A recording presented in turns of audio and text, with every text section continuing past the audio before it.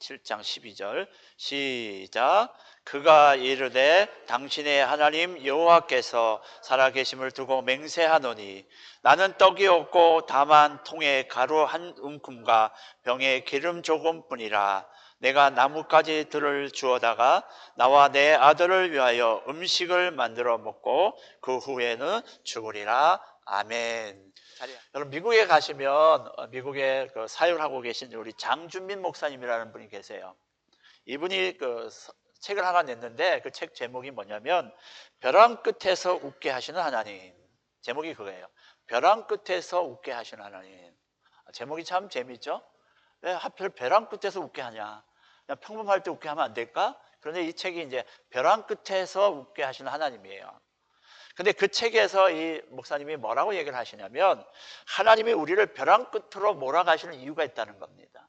내 인생에서 왜 하나님이 벼랑 끝, 그냥 이제 막 한 발짝만 내밀면 벼랑 끝으로 떨어지는 그렇게 몰고 가시는 이유가 뭐냐? 그 얘기를 하시면서 뭐라고 이 목사님은 얘기를 하시냐면 이 하나님께서 우리를 벼랑 끝으로 몰고 가시는 이유 중에 하나가 뭐냐면 우리를 변화시킬 뿐만 아니라 우리 안에 담아두신 하나님의 날개를 보여주시기 위함이다 얘기합니다. 뭘 보여주기 위해서?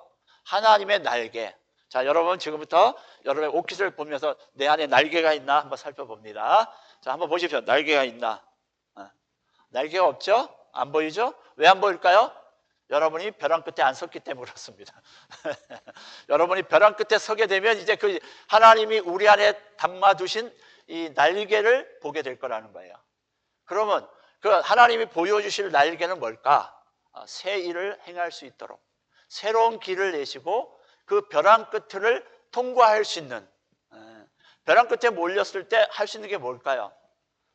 앞에서는 막 적들이 찾아오고 내가 벼랑 끝에 서 있다. 그러면 방법은 뭡니까? 떨어지든 날든 뭐 이래야 되잖아요. 그래서 하나님이 우리 가운데 이 날개를 숨겨 놓으셨다는 겁니다. 벼랑 끝에 떨어졌을 때, 그러니까 벼랑 끝에 안 떨어지면 이 날개가 안 펴지겠죠. 벼랑 끝에 떨어지면 뭐 하겠다는 거예요? 우리 안에 숨겨 놓으신 그 날개를 필 수 있게 하신다는 겁니다. 동의하십니까? 뭐 동의를 안 하시던 이분의 이야기니까 상관없죠. 그러니까 우리에게 이 벼랑 끝은 뭐다? 축복의 장소라는 겁니다. 세상 사람들은 벼랑 끝이 절망의 자리고 낙심의 자리고 모든 것을 포기하는 자리지만 하나님의 사람들에게 있어서 이 벼랑 끝은 오히려 하나님의 숨겨놓은 이 날개를 발견할 수 있는 축복의 자리라는 겁니다. 그 얘기를 하시는 걸 볼 수 있어요. 우리가 인생을 살다 보면 나름대로 야, 나는 지금 벼랑 끝에 서 있다 라고 생각할 때가 종종 다가옵니다. 벼랑 끝에 서 있다는 것은 지금 상황이 내 힘으로는 도저히 어떻게 극복이 안 되겠다. 누군가 외부에서 누가 힘을 주든가 외부에서 뭔가를 하지 않는 이상은 내 힘으로 어떻게 이 상황을 극복할 수 없겠다라고 하는 그런 상황에 직면했을 때 우리는 뭐라고 고백하죠? 내가 지금 벼랑 끝에 서 있다 그렇게 얘기할 수 있다는 거죠. 그것이 뭐 가정의 문제가 될 수도 있겠죠.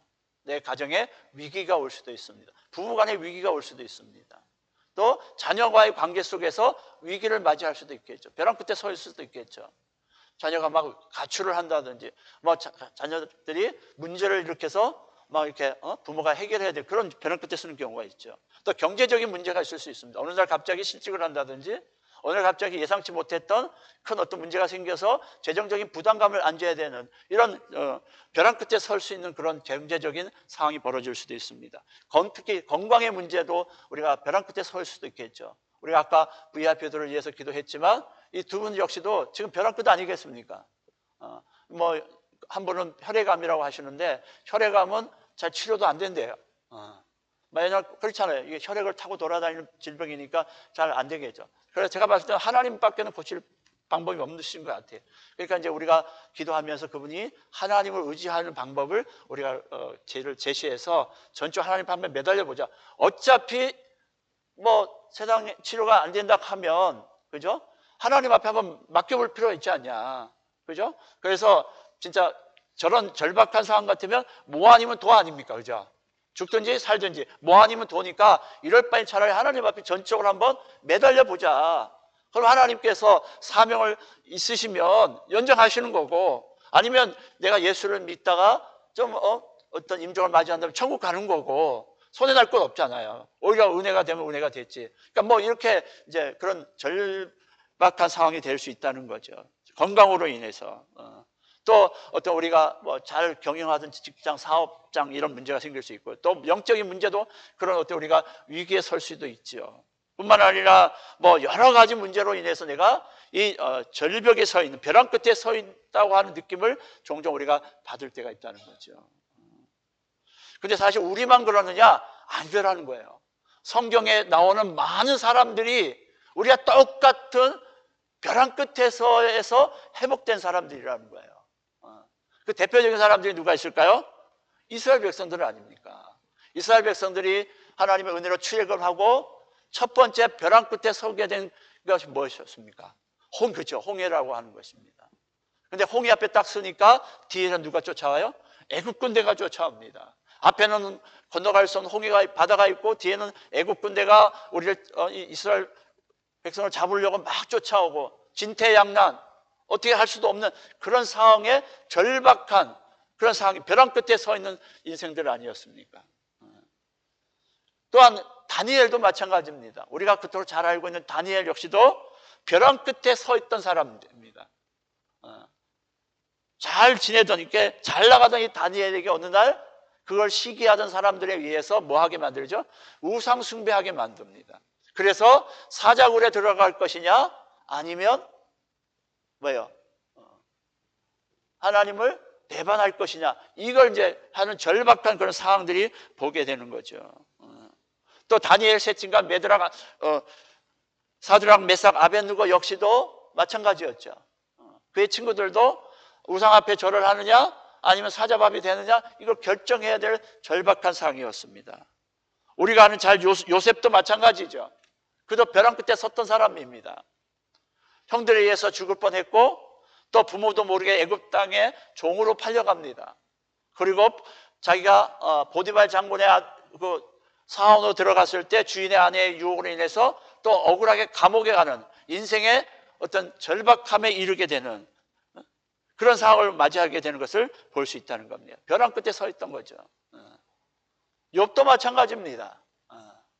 욥 역시도 오늘날 갑자기 자신의 모든 자녀들이 죽고 재산이 다 하루아침에 다 날아가고 그 다음에 자신도 모르게 자신에게 질병이 오고 그걸 옆에 보던 아내마저도 떠나가고 모든 것이 다 절벽 가운데 이 벼랑 끝에 서 있게 됐던 사람이 바로 이 욥이라고 하는 사람입니다.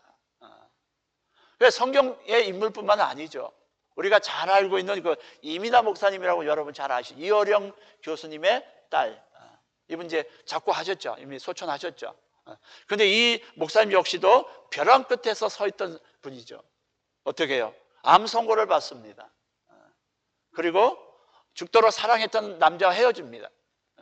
그리고 5살 된 어린아이가 자폐증의 판정을 받습니다. 그리고 실명의 위기가 찾아옵니다. 그리고 가장 사랑했던 맏아들이 25살 나이에 돌연사하고 맙니다. 그렇다면 이 한 여인이 감당하기에는 너무나도 절벽에 서 있는 그런 인생을 살았던 거 아니겠습니까? 그러니까 우리에게는 크고 작은 우리 인생사, 성경에서 나오는 인물뿐만 아니라 우리 모든 현실 상황 속에서는 우리가 큰 고통의 벼랑 끝에 서 있을 수밖에 없는 상황이 우리 가운데 올 수 있다는 겁니다. 한 분쯤은 있을 수 있다는 거죠. 아니 지금 이 순간에도 말은 못하지만 여기에 앉아 계신 어느 한 분이 이런 벼랑 끝에 서 있는 듯한 느낌을 가지고 지금 이 순간을 지내고 계신 분이 있을 수도 있다는 겁니다. 아니 내 주변에 그렇게 살고 있는 분이 있을 수 있다는 거죠. 이때 내가 벼랑 끝에 서 있다고 생각했을 때 야 이제 나는 끝이다. 나는 희망이 없다. 이런 상황이 있을 때 나는 그럼 과연 이 상황들을 어떻게 모면하고 다시 역전을 시킬 수 있을까? 내 주변에 그런 분이 계시다면 그분들에게 어떻게 이 일들을 조언을 드려서 그분의 인생이 역전하는 인생이 될 수 있도록 우리가 좀 도움을 드릴 수 있을까? 우리는 그것에 대해서 오늘 이 본문을 통해서 한번 조명해 보자는 겁니다. 오늘 우리가 읽은 말씀에 보면 한 가냘픈 여인이 벼랑 끝에 서 있는 한 여인을 만납니다. 그녀는 외아들을 둔 홀로 사시는 분입니다. 너무너무 가난했습니다. 그리고 거기에다가 극심한 흉년이 되어서 한 여인이 감당하기에는 너무너무 지금 힘들어서 이제 마지막 음식을 먹고 아들과 함께 죽고자 하는 한 여인, 가냘픈 한 여인이 지금 서 있습니다. 절벽 가운데 서 있는 한 여인을 오늘 우리가 만나게 됩니다. 오늘 우리가 12절을 읽었죠? 그가 이르되 당신의 하나님 여호와께서 살아계심을 두고 맹세하노니 나는 떡이 없고 다만 통에 가루 한 움큼과 병에 기름 조금뿐이라. 내가 나뭇가지 돌을 주워다가 나와 내 아들을 위하여 음식을 만들어 먹고 그 후에는 죽으리라. 마지막 식사를 하고 이제 죽을 각오로 절벽 앞에 서 있는 가냘픈 한 여인을 오늘 우리는 접하게 됩니다.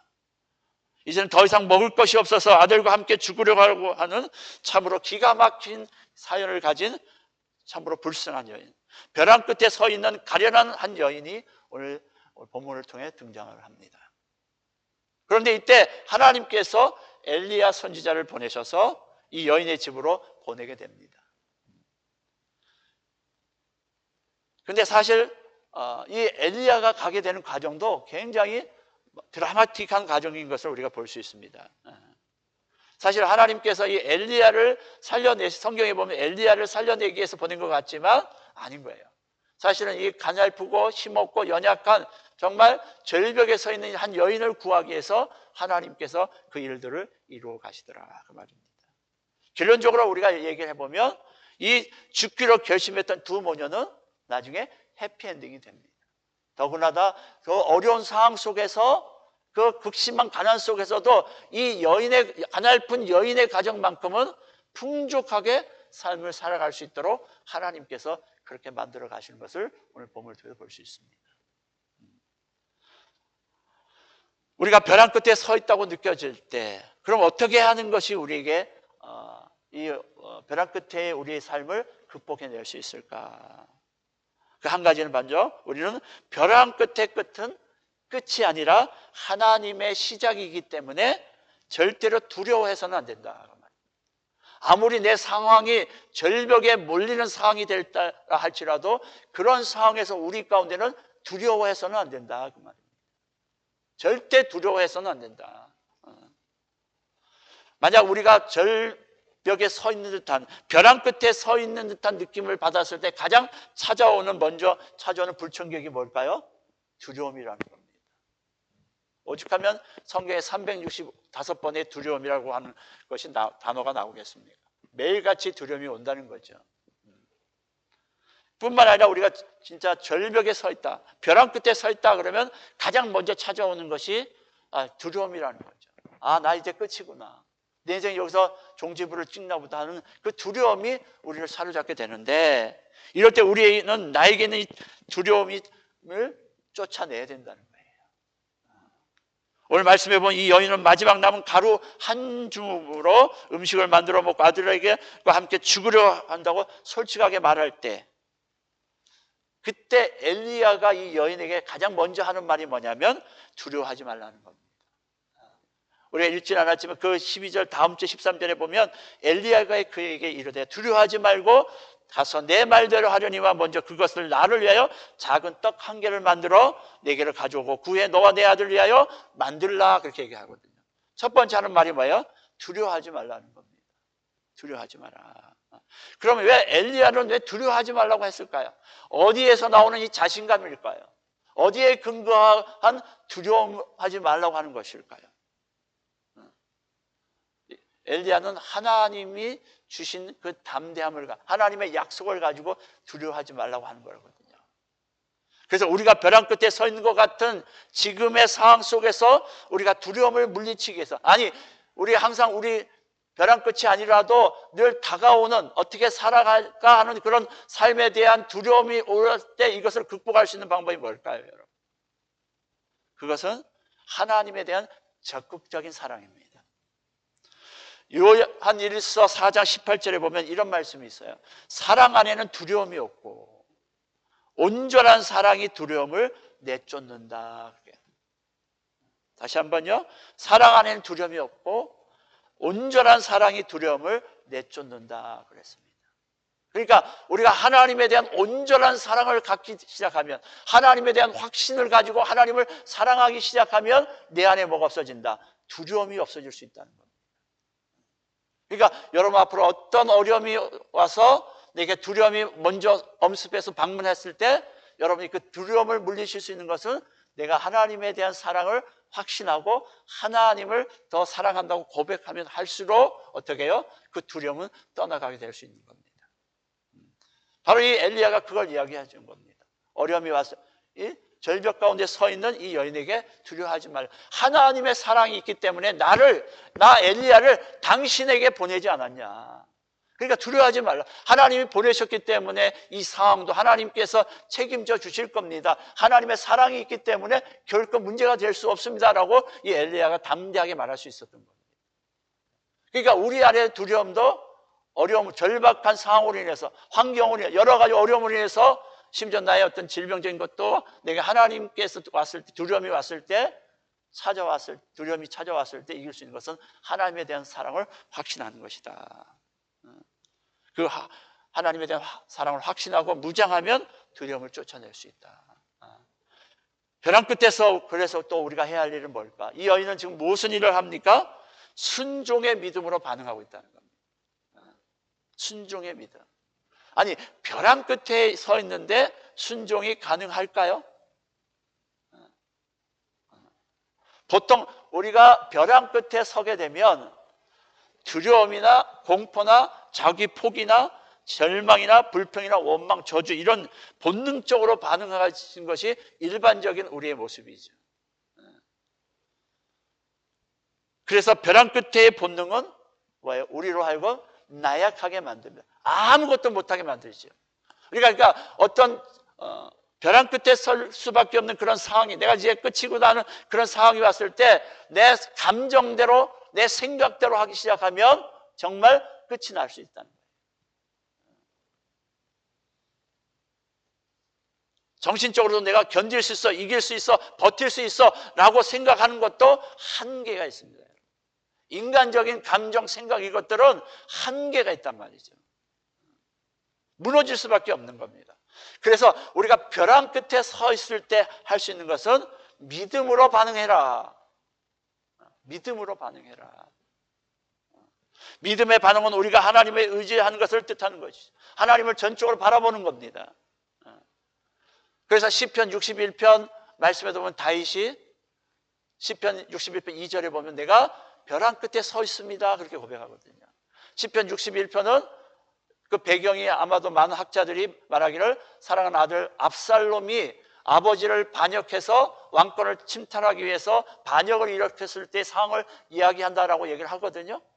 그랬을 때 그 아들에 의해서 쫓겨난 이 다윗, 정말 벼랑 끝은 아닙니까? 사랑하는 아들에게 배신당하고 어느 하나 누가 도와줄 수 없는 하루아침에 왕에서 저 나락으로 떨어져 있는 이 다윗에게 하나님께서 어떻게 하실 것을 기대하고 하나님을 향한 이 다윗의 고백이 시편 60편을 통해서 나타나고 있는데, 다윗은 두 가지를 얘기합니다. 하나님, 내가 지금 벼랑 끝에 서 있지만, 나는 벼랑 끝에 서 있지만 하나님은 나를 높은 바위 위에 나를 세워주실 것을 나는 믿습니다. 그렇게 고백합니다. 믿음으로 반응하는 겁니다. 그리고 또 한 가지는 하나님, 나는요 왕입니다. 그러니까 이 왕을 통해서 하나님의 선하심과 하나님의 통치가 잘 이루어질 수 있도록 나의 생명을 연장시켜 주십시오. 이렇게 기도한단 말이에요. 다시 말하면 사명을 놓고 기도하고 있다는 겁니다. 그랬을 때에 하나님께서 그 환경을 역전시켜 주시죠. 우리가 아는 대로. 그러니까 우리가 벼랑 끝에서 상황을 만났을 때 어떤 정신적인 거나 우리의 의지적인 것으로 반응할 것이 아니라, 우리가 감정적으로 이 상황을 반응할 것이 아니라 무엇으로 반응해라? 믿음으로 반응해라. 아멘. 믿음으로 반응할 때 우리가 그것을 극복할 수 있다는 겁니다. 그럼 이 가냘픈 여인은 어떻게 믿음으로 반응했을까? 그 첫 번째가 뭐예요? 엘리야가 와서 자, 너 마지막이지? 마지막 먹고 죽으려고 그랬지? 그럼 먹을 수 있는 걸 나를 먼저 달라고 그러죠. 내가 먼저 먹고 아들에게 줘. 이런 얘기를 한단 말이죠. 그럼 여러분의 입장에서 봤을 때 내가 이제 마지막으로 먹고 죽으려고 이제 절벽 가운데 서 있을 때 이게 말이 되는 이야기입니까? 마지막으로 먹고 죽으려고 했는데 손님이 찾아와서 먹을 걸 달라고 하니까 황당한 얘기 아닙니까? 도저히 내 생각, 내 어떤 사고방 가치관은 도저히 용납할 수 없는 상황이란 말이에요. 아니 이제 마지막이라는데 나는 그래도 괜찮아. 본인은 괜찮아. 내 자식이라도 좀 잘 먹여서 마지막이라도 보내야 되겠다는 생각이 일반적으로 들 수밖에 없는 상황입니다. 내가 엘리야를 언제 봤다고? 어느 날 갑자기 찾아와서 전혀 알지 못했던 어느 한 선지자가 와가지고 아, 너 먹으려고 그랬지? 나 먼저 먹고 너 내가 저거 해줄게. 이렇게 얘기한단 말이죠. 이거 우리가 얼마나 수용할 수 있겠냔 말이에요. 그런데 우리가 알다시피 어떻게 해요? 이 가냘픈 여인은 어떻게 해요? 그 말에 믿음으로 반응해서 그 말을 믿고 어떻게 해요? 먼저 엘리야에게 그 남은 한 줌으로 식사 대접을 합니다. 그러니까 믿음으로 반응한다는 건 뭐예요? 내 생각, 내 감정, 내 경험, 지금까지의 모든 것들을 다 포기하고 전적으로 그 하나님의 말씀과 하나님의 뜻을 쫓아서 그것을 행하는 것이 바로 믿음으로 반응한다는 겁니다. 그러니까 쉬운 게 아니죠. 그런데 참 재밌는 게 왜 하필이면 이 가냘픈 여인, 이 여인에게 엘리야를 하나님께서 보내셨을까요? 그 당시에 지금 가난한 그 상황 속에서 이 여인만 어려움을 겪겠냐고요. 그 지역에 수많은 홀로 되신 분도 많을 것이고 어려움을 많이 당하는 분들이 그 주변에도 얼마든지 있을 수 있잖아요. 그런데 왜 이 여인이, 이 사르밧 여인에게 엘리야가 찾아오게 만드셨냐 말이죠. 그 원인이 뭐였을까요, 여러분? 뭐 로또 당첨됐을까요? 왜 왔을까요? 뭐 때문이었을까요? 네. 그 여인의 가운데 있는 오늘 믿음의 행위를 봐서도 이 여인이 얼마나 믿음이 있었는지를 우리가 볼 수 있다는 겁니다. 그러니까 하나님도 지금 우리를 찾으실 때 어떤 사람을 찾으신다? 믿음이 있는 사람, 믿음으로 반응하고 믿음으로 순종하는 사람을 찾고 계시다 그 말입니다. 세상에 많은 사람들이 있지만 세상에 많은 사람이 힘들고 어렵고 세계 경제가 어떻고 여러 가지 어렵다 하지만 그런 과정 속에서도 믿음으로 반응하는 개인, 믿음으로 반응하는 사업자, 믿음으로 하시는 모든 일 가운데 하나님이 일하시고 역사하신다. 찾아가셔서 일하신다는 겁니다. 그래서 우리가 아무리 절벽 같은 상황에 있다 할지라도, 벼랑 끝에 있다 할지라도 살 길은 있다는 거예요. 어떻게? 믿음으로 반응하면 된다는 거죠. 자, 이 여인이 또 어떻게 믿음으로 반응했는지 그 증거를 찾는다면 이 지금 엘리야는 현상금이 걸려있는 사람입니다. 왜요? 앞에서 아합의 그 선지자들과 850대 1로 싸워서 이겼잖아요. 그러니까 이 이방의 왕이 얼마나 열을 받았겠습니까? 그래서 이 엘리야에게 현상금을 걸은 거예요. 야, 엘리야 잡아와. 그럼 나라에서 현상금 줄게. 딱 걸려 있는 거예요. 그러면 지금 내일이면 죽어야, 이제 한번 마지막 밥 먹고 죽어야 되겠다고 하는 사람들이 그 엘리야를 굳이 받아줄 이유가 있습니까? 없습니까? 없죠. 더구나 현상금 걸렸으면 이 엘리야를 신고해서 어떻게 해요? 그 보상금을 받아서 내가 또 살 수 있는 기회도 있는 겁니다. 그런데 어떻게 해요? 그 엘리야를 믿음으로, 하나님의 종으로 믿음으로 받아들이고 그에게 대접을 한단 말이죠. 이게 바로 믿음이라는 거예요. 누구처럼? 기생 라합처럼. 우리가 잘 아는 대로 여호수아에 보면 기생 라합이 나오잖아요. 정탐꾼이 왔을 때 믿음으로 이 정탐꾼들을 숨겨준 사람이 바로 기생 라합이잖아요. 그랬을 때 그 이스라엘이 이 가나안 땅에 들어왔을 때 다른 사람들은 다 저거 한다 할지라도 기생 라합들은 살아나잖아요. 그래서 이 기생 라합이 어디 가요? 예수님의 족보에 오르는, 이방 여인이 예수님의 족보에 오르는 귀한 역사를 만들어가지 않습니까? 그러니까 이 여인이 이 엘리야를 영접했다는 것은 굉장히 위험을 무릅쓰고 한 행동입니다.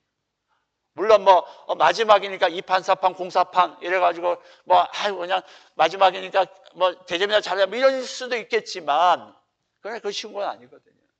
먼저 우리가 드는 생각은 생각과 가치관과 경험과 계산적일 수밖에, 인간은 계산적일 수밖에 없어요.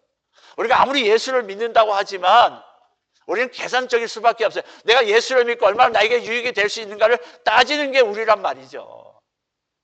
내가 시간 들여 물질 들여 내가 헌신에 봉사할 때 내가 이렇게 했을 때 하나님이 나에게 얼마나 이런 걸 다 따지는 게 인간이기 때문에 사실은 우리가 하나님 헌신한다고 하지만 사실은 결국은 나를 위해서 다 하는 거예요. 사실은 속내일을 보면 명분상 그냥 하나님을 위해서 합니다 하지만 사실은 결국은 나를 위해서 하는 겁니다. 신앙생활도. 근데 그런 것들을 다 포기하고 지금 믿음으로 이 엘리야를 영접했단 말이죠. 생각 다 무너뜨리고. 이게 바로 엘리야를 영접하는 위험을 무릅쓰는 믿음의 행위였다. 그리고 또 한 가지 이 여인이 한 것은 그 하나님의 말씀을 바라봤다는 겁니다. 믿음이 있는 거 좋습니다. 또 믿음으로 행하는 거 다 좋아요. 그런데 그 믿음을 행할 수 있는 것은 뭐예요? 말씀이 있어야 된다는 거예요. 믿음으로 반응할 수 있는 그 원동력이 어디서 나오느냐? 하나님의 말씀으로부터 나와야 된다는 거예요. 요즘 교회 문제가 뭐예요? 믿습니다. 무조건 믿습니다. 이래서 그게 문제인 거였어요. 원래 한국교회나 모든 세계교회가 아무런 근거 없이 그냥 믿습니까? 그러니까 아멘! 그러고는 돌아가서는 그냥 세상적으로 똑같이 살고, 이게 문제였단 말이에요. 아무런 근거 없는 그런 믿음, 신비주의로 가고 그냥 기분에 감정 기복신앙으로 가. 그랬던 이유가 바로 그거거든요. 근거 없는 그런 믿음의 반응을 보였던 거거든요. 믿음의 반응은 뭐예요? 말씀에 근거한 믿음의 반응을 보여야 그 믿음의 반응이 온전한 하나님이 기뻐 받으시는 믿음의 반전이 될 수 있다는 겁니다. 자, 오늘 본문 14절에 보면 엘리야는 사르밧 이 여인에게 하나님이 주신 약속의 말씀을 들려줍니다. 어떤 약속이요? 이스라엘 하나님 여호와의 말씀이니 나 여호와가 비를 지면에 내리는 날까지 그의 통에 가루가 떨어지지 아니하고 그 병의 기름이 없어지지 아니하리라 하셨느니라. 아멘. 이 약속의 말씀을 이 여인이 믿음으로 받아들였다는 겁니다. 하나님의 말씀이니까. 여러분, 우리가 벼랑 끝에 서 있을 때 기도하는 것마저 힘겹고 버거울 때가 있습니다. 정말 이 벼랑 끝에 서 있다고 하면 기도도 제대로 안 나와요. 하지만 그럴 때 우리가 뭐 해야 돼요? 하나님의 말씀을 붙들어야 된다는 겁니다. 내가 할 수 없기 때문에, 내가 절벽에 서 있기 때문에, 내 힘으로는 어떻게 할 수 없기 때문에 누군가가 도움을 줘야 되죠. 여러분, 수렁에 깊게 빠져 있는 사람, 우리 영화 같은 데 보면 큰 수렁에 사람들이 나오려고 하면 계속해서 들어가는 그런 장면들 나오잖아요. 그때 방법은 뭐죠? 외부에서 누군가 밧줄을 던져줘서 그 밧줄을 자꾸 나오도록 만들어줘야 되듯이 우리가 정말 절벽 가운데, 절망 가운데 이 벼랑 끝에 서 있다라고 하는 생각이 들었을 때 우리가 할 수 있는 것은 뭐예요? 하나님이 나에게 말씀을 던져주셔서 그 말씀이 나를 끌어내게끔 하셔야 내가 살아날 수 있다는 겁니다. 이게 근거라는 거예요. 믿음의 행위의 근거라는 거죠. 그랬을 때 결과적으로 우리가 어떤 결과, 오늘 이 가냘픈 여인이 자신의 힘으로 어떻게 할 수 없는 지금의 그 상황들을 어떻게 이겨냅니까? 결과적으로 그 아들도 죽지 않았습니다. 그리고 감염이 끝날 때까지 가루와 기름통이 떨어지지 않았어요. 그러니 그 뒤로 얼마나 배부르게 먹을 수 있었겠습니까? 주변의 사람들은 다 굶어 죽는다 할지라도 이 두 모자는 넉넉하게 그 환경을 이겨낼 수 있었다는 겁니다. 이처럼 벼랑 끝은 합력해서 선을 이루시는 하나님의 손길이 강하게 역사하는 기회다. 아멘. 오히려 저와 여러분이 만나고 있는 이 절박한 절벽에 서 있는 이 상황은 하나님이 강력하게 하나님의 손길이 임하는 귀한 장소다. 아멘. 여러분 그렇게 생각하셔야 돼요. 그렇다고 맨날 절벽에 서지 마십시오. 어쩌다 한번 서는 겁니다. 맨날 절벽에 서면 피곤해서 안 돼요. 어쩌다 한번 하나님 인생 가운데 벼랑 끝에 섰을 때 그때 하나님이 만지시는 시간들이니까. 그래서 벼랑 끝은 전화위복의 전환점이 될 수 있는 좋은 기회다. 하나님은 벼랑 끝에 서 있는 하나님의 자녀들을 알고 뭐하게 한다? 반드시 웃을 수 있게 하신다. 벼랑 끝에서 웃게 하시는 하나님. 앞에서 제가 말씀드렸던 벼랑 끝에서 웃게 하시는 하나님. 그랬을 때 내 안에 뭐? 날개를 보게 하신다. 목사님 정말 하나님의 날개를 한번 보고 싶어요. 네, 한번 벼랑 끝에 서겠습니다. 이렇게 하시면 오해하시면 안 됩니다. 우리가 그런 하나님의 벼랑 끝에서 우리를 웃게 하시는 하나님을 하기 위해서 우리는 어떻게 해요? 오늘 이 연약한 여인이 취했던 믿음의 행위들을 기억하면서 그 믿음의 행위대로 감당하면 반드시 저와 여러분에게 이 벼랑 끝이 하나님이 일하시는 시점이 되시게 되실 줄 믿습니다. 여러분 지금은 여러분의 삶의 벼랑 끝은 어디 계십니까? 경제적 한계에 계십니까? 아니 관계 단절로 인해서 힘들어 하십니까? 영적으로 지쳐서 더 이상 버틸 힘이 없으십니까? 오늘 하나님 우리에게 똑같이 말씀하십니다. 두려워하지 마라. 첫 번째, 두려워하지 마라. 이건 두려워할 일이 아니다. 나를 먼저 의지하라. 그리하면 내가 채우리라. 그래서 벼랑 끝에서 살아나는 방법은 아주 심플합니다. 하나님은 우리를 어렵게 하게 하지 않으셨어요. 아주 심플하게 하십니다. 그러니까 진리인 거예요. 복잡하면 진리가 아닙니다. 단순하니까 진리인 거예요. 우리가 벼랑 끝에 서 있을 때 살아나는 방법은 단순합니다. 무엇으로 반응해라? 믿음으로 반응해라. 믿음으로 반응해라. 오늘 이 말씀 붙들고 여러분에게 오늘 제가 예수의 이름으로 선포합니다. 여러분 오늘 여러분의 집에 있는 밀가루 통은 예수의 이름으로 다하지 않을 것을 축복합니다. 여러분의 삶에는 기름병은 예수의 이름으로 마르지 않을 것을 선포합니다. 여러분 벼랑 끝에 서는 여러분에게 예수의 이름으로 새로운 길이 열리게 될지어다. 그러므로 두려워하지 말고 믿음으로 순종하십시오. 하나님 말씀에 근거해서 믿음으로 반응하십시오. 그러면 그것이 벼랑 끝이 아니라 하나님의 기적이 시작되는 첫 출발점이 되게 하실 것을 주님의 이름으로 축복하고 또 그런 삶을 살아서 하나님의 놀라운 은총이 저와 여러분이 함께 하시기를 주님의 이름으로 축복합니다. 기도하십시다.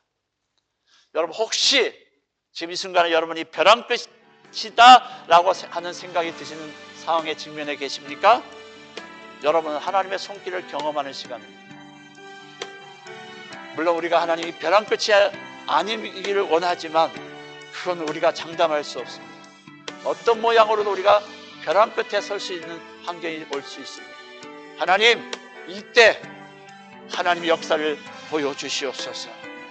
하나님 오늘 말씀을 통해서 이 가냘픈 여인이 아들과 함께 마지막으로 먹고 죽겠다라고 하는 그 벼랑 끝에 산 인생이 오늘 하나님이 보내신 종들을 믿음으로 반응했을 때 하나님이 역전을 시켜서 그 어느 때보다도 풍족하게 하셨던 것처럼 하나님 오늘 내 인생 가운데 이 절벽 가운데 서 있는 내 인생 하나님 벼랑 끝에 서 있는 내 인생 하나님 다시 한번 긍휼을 베풀어 주셔서 기적의 현장 되게 하여 주옵소서.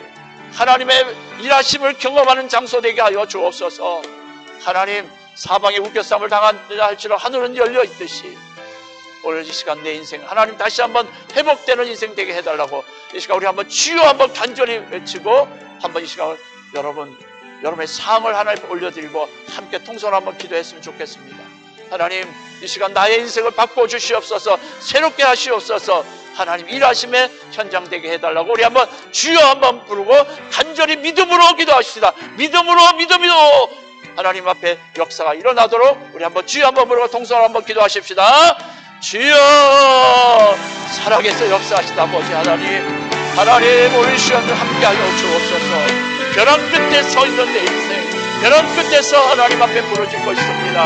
하나님 내 힘으로 어떻게 할 수 없는 내 환경으로 인해서 어떻게 할 수 없는 이 벼랑 끝이 다시 하나님을 만나는 시점 하나님을 다시 한번 시작할 수 있는 시점 되도록 오늘 시간 역사하여 주옵소서.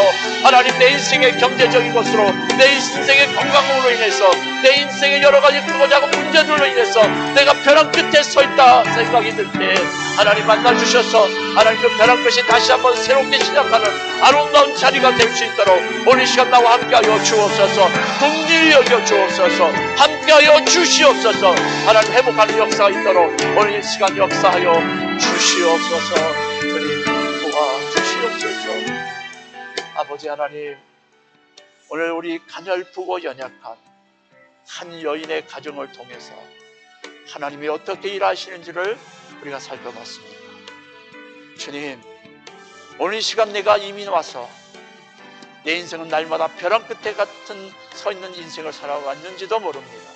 매 순간 경제적인 것들을 고민해야 되고 매 순간 두려움에 사로잡혀서 또한 이 땅을 살아가는데 문화와 또 언어와 여러 가지가 달라서 매 순간마다 긴장하면서 살았던 벼랑 끝에 서 있던 내 인생, 하나님 이제부터 오늘 이 가냘픈 여인에게 찾아오셔서 새로운 길을 내셨던 그 하나님, 오늘 이 시간 나에게 새로운 길을 열어 주시옵소서. 이 벼랑 끝이 하나님의 일하심의 기적의 현장 되게 하여 주옵소서. 내 인생이 새롭게 열리고 내 인생이 새롭게 시작되어지는 아름다운 시작점이 될 수 있도록 오늘 이 시간 성령님 오시고 하나님 오셔서 나를 축복하시고 인도하여 주옵소서. 길을 열어 주옵소서. 내 인생, 우리 가정에 하나님 기름이 마르지 아니하고 먹을 것이 마르지 아니하고 늘 하나님의 풍성함을 경험하는 아름다운 우리 가정과 우리 모두를 되어지도록 다시 한번 축복하여 주옵소서.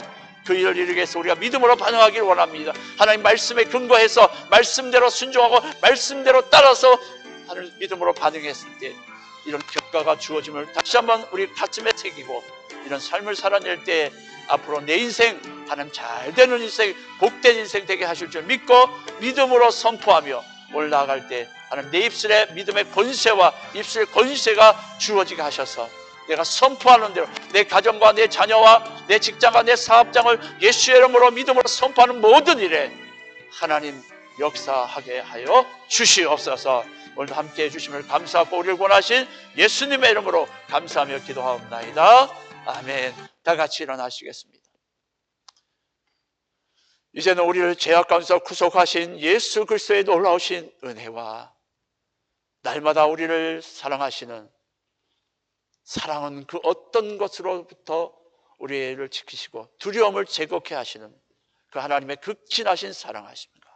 세상 끝날까지 그 하나님의 놀라우신 사랑을 이루시게 하여 오늘도 우리 가정 가운데, 우리 직장 가운데, 우리 사업장 가운데, 심지어 우리 자신 가운데 임재하여 주셔서 함께 더불어 먹고 마시며 동행하시며 역사하시는 성령님의 교통으로 충만하신 역사가 오늘도 하나님 벼랑 끝에서 일어서는 믿음을 가지고 벼랑 끝에서 다시 한번 회복해 하는 하나님의 그 놀라우신 일을 경험하기를 원하며 세상 가운데 나아가는 사랑하는 우리 믿음의 동력자들 한 분 한 분 머리머리 위에와 저들의 가정과 직장과 사업장 위에 이 자리에 참여하지 못한 우리의 은혜의 가족들 위에 이제로부터 영원토록 함께 계실지어다.